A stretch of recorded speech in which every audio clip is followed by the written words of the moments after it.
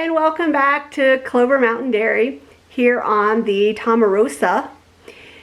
We have been very busy putting in lots of fence, planting, hatching out chicks, and getting ready for our next dairy season. So let's show you what we've been up to. Okay, first off, our chickens have been doing very well. We have 10 hens and 1 rooster. Our rooster was a freebie that came from our hatchery. It is a well summer. And then we have 6 buff Orpington and 4 dark Cornish. So I ended up taking 7 of those eggs and hatching them out in our little incubator. And all 7 hatched.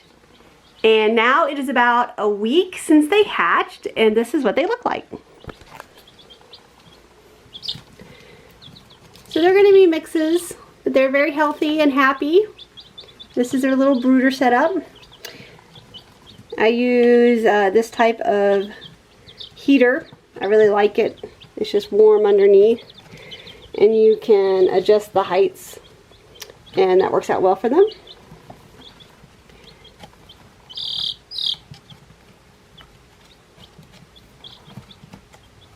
We have also been working on our garden. These are some plants that I started. It is the first year I've ever started plants from seeds. We've had some very cool nights lately, so hopefully I'll be able to do some transplanting within the next 2 weeks. We also wanted to improve our garden area.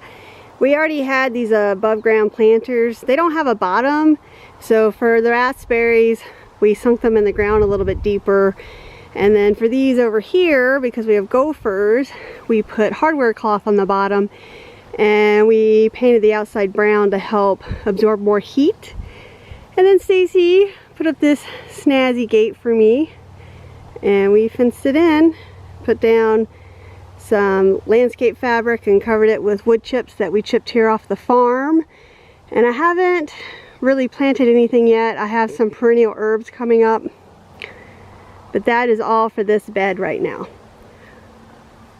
Across the garden space, we have permanent bed system that we put in this year. And that involved this idea of rototilling one time and establishing permanent beds. So we established 3 permanent beds. They're about 30 inches across and 30 feet long. And we're going to do some potatoes and squash and beans in this section. The barn is so empty right now because we don't have any hay. And there's the girls. They're all hanging out. They've been spending most of their time outside in the fields. We're doing some early season grazing in our secondary pastures to save our primary pastures for our main grazing throughout the grazing season. So the first one due here is Daisy. She's the one right here. And she is the heifer. So this will be her first calf. She's due May 6th, but we think she's going to be early. She's already bagging up pretty good. And then the next one due, which I think is about a week later, is Rose. She's the farthest one, but she's already bagging up pretty good too. So, and she was early last year, so we'll see. And then after that is Buttercup and then Carnation, and they're all within a 1 month span. And our calves are almost a year old now. There's Dodie rubbing her head. So she'll be bred later this summer, and she will calve next year. And then over there by the wall laying down is Comet. And somewhere outside is Rainy. Let's see if we can see him. Oh yeah, he's laying down outside. Oh, there he is. He's out in the field just laying down. It's a nice afternoon. Cows are just all hanging out. And the sun came out. We have done so much fencing this spring. I'm so tired of it. We just finished up today as far as our main fencing projects. So what did that include? We rebuilt this fence line here along the driveway. But what we really worked on is redoing our laneway, both out the back of the barn and then through the pasture.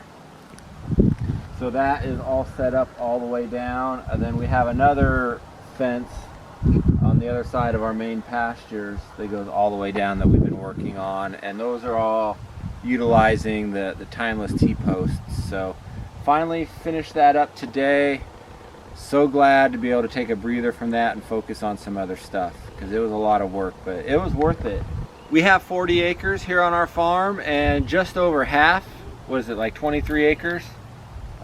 This side of the driveway over here is all our pasture ground, and so all this fencing will really improve our ability to manage that and continue our rotational grazing, which has paid huge dividends. Every year our grass gets better and better from rotational grazing.